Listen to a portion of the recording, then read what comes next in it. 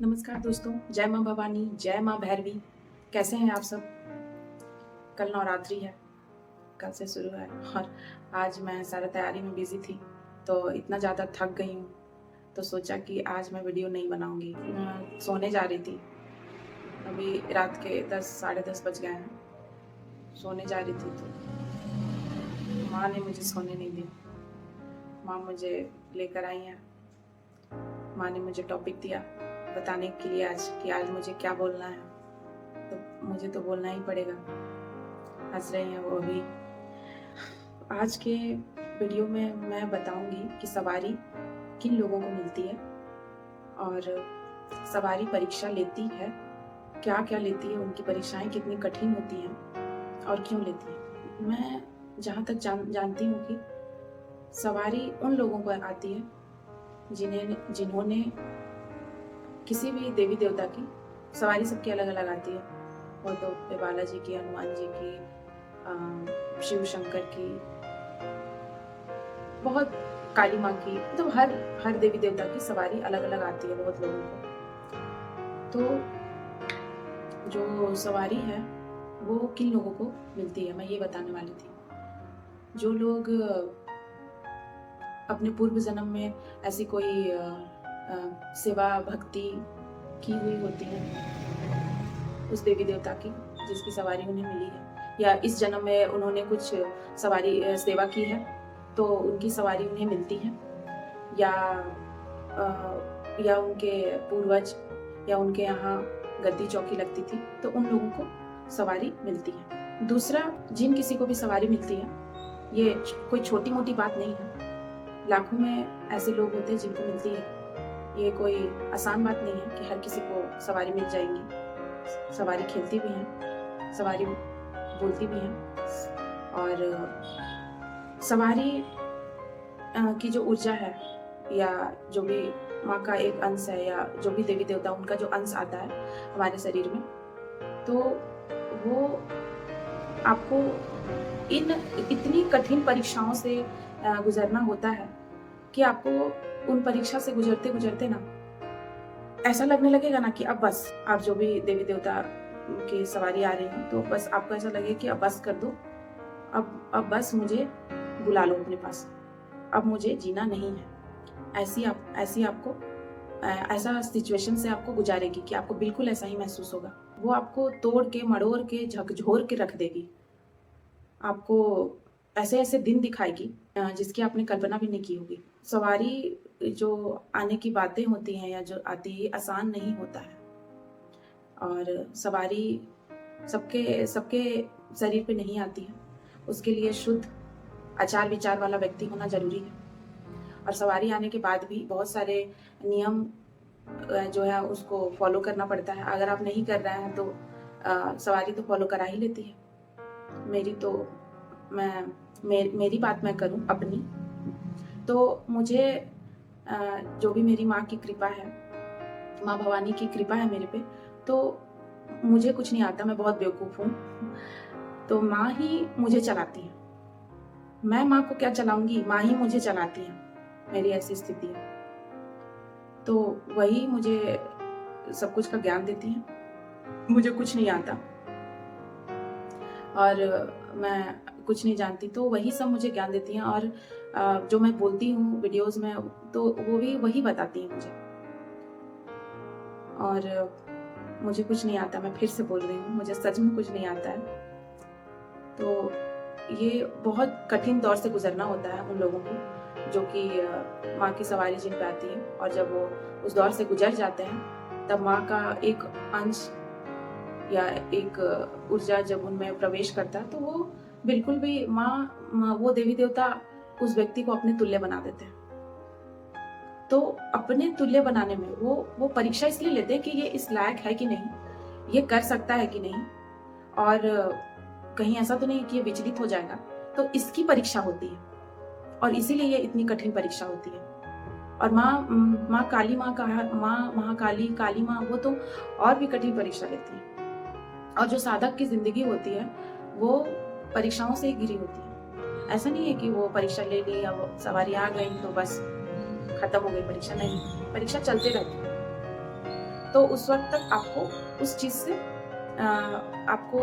चीज से उबरने की शक्ति भी वो देती है। आप समझ जाते हैं कि मुझे क्या करना है। मतलब वो देखना चाहती है कि आपकी निष्ठा, आपके भाव वो कमजोर पड़ते हैं कि नहीं परिस्थितियों के अकॉर्डिंग।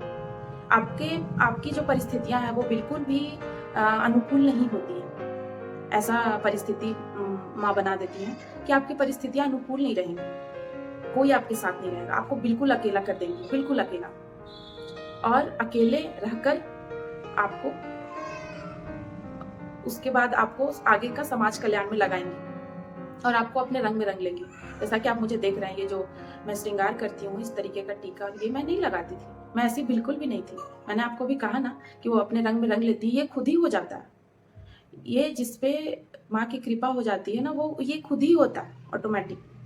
ये सब मैंने कहीं नहीं सीखा ना, ये सब अपने आप ही होता है। दूसरी बात कि मैं क्या बता रही थी कि सवारी जो है वो किन लोगों पर आती है, और ये मैंने बता दिया, और कितनी सारी परीक्षाएं लेती हैं।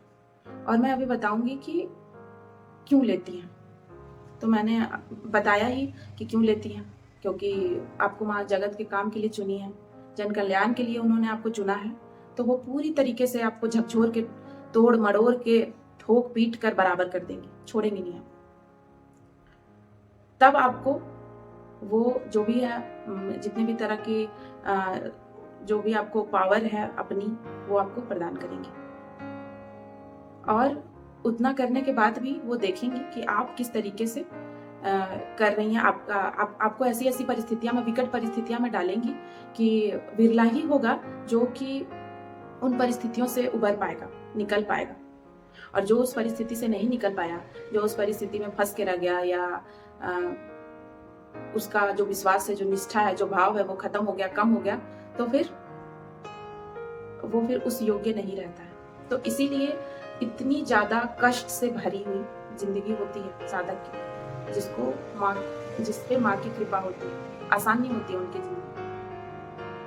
और मैंने भी अपने लाइफ में देखा है कि बहुत सारे ऐसे पल आए हैं, ऐसे पड़ाव आए हैं जिसमें मुझे लगा है कि अब बस बहुत हो गया, अब मैं जी नहीं पाऊंगी, और मरने के अलावा मेरे पास कोई रास्ता नहीं बचता था। मैं बहुत रोती थी अकेले, और मेरे पास कोई नहीं होता था जिससे कि कोई संसार में बचता ही नहीं था कि जिसके पास मैं जाकर बोल सकूं। लोग बहुत हैं, लोगों की कमी नहीं है, लेकिन आपको, मैंने कहा ना, मैंने बताया कि आपको ऐसी परिस्थितियों में ही डाल देंगे ना कि कोई आपके पास नहीं होगा आपकी बात सुनने के लिए, आपको समझने के लिए। ईश्वर के अतिरिक्त, माँ के अतिरिक्त कोई नहीं होगा। आपको उन्हीं पे विश्वास करना होगा और उन्हीं से बात करके अपना निवारण वहीं से लेना होगा। ऐसी परिस्थितियां ले आती हैं माँ, और मैंने देखा है बहुत विकट से। आपको शारीरिक, मानसिक, आध्यात्मिक और आपको आर्थिक, मतलब हर तरीके की कष्ट से आपको गुजरना पड़ेगा, तब आप इस ऊर्जा को प्राप्त कर सकते हैं। या जिन पे कृपा होती है वो ये सारे कष्टों से गुजरते हैं। आपको ऐसे ऐसे दिन दिखाएंगे, आपको ऐसे ऐसे कष्ट देंगे, क्योंकि वो आपको इस जगत कल्याण के लिए चुनते हैं। तो वो देखते हैं कि आप बिल्कुल भी आपके मन को ना शुद्ध कर देते हैं, आपके सारे विकार जो भी है ना उसको खत्म कर देते हैं। और जिनमें है ना, वो कभी भी, जिनके मन में विकार बचे रहेंगे, या जो विकार जिनमें है, वो व्यक्ति या उस इंसान के शरीर पे सवारी नहीं आती है। मैंने आपको पहले भी बताया कि जो सवारी है वो बिल्कुल साफ, शुद्ध, आचार विचार वाले व्यक्ति में ही आती है, जिसका रहन सहन, जिसका खान पान, सब कुछ, वो सब कुछ मैटर करता है। एक सवारी ऐसे ही नहीं आ जाती है, उनका, ईश्वर की जो कृपा है, उनका जो अंश है, वो ऐसे ही नहीं आ जाता। उसके लिए आपको इतनी कठोर तपस्या से गुजरना पड़ता है।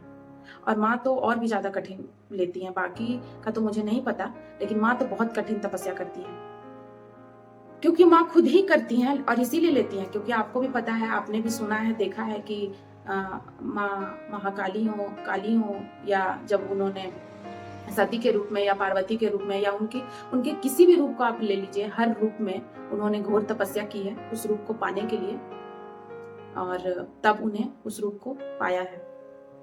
तो बिना तपस्या और बिना त्याग के सवारी आना, अगर कोई ऐसा कहता है कि ऐसे ही मुझे सवारी आ गई, तो ये हो नहीं सकता, ये असंभव है।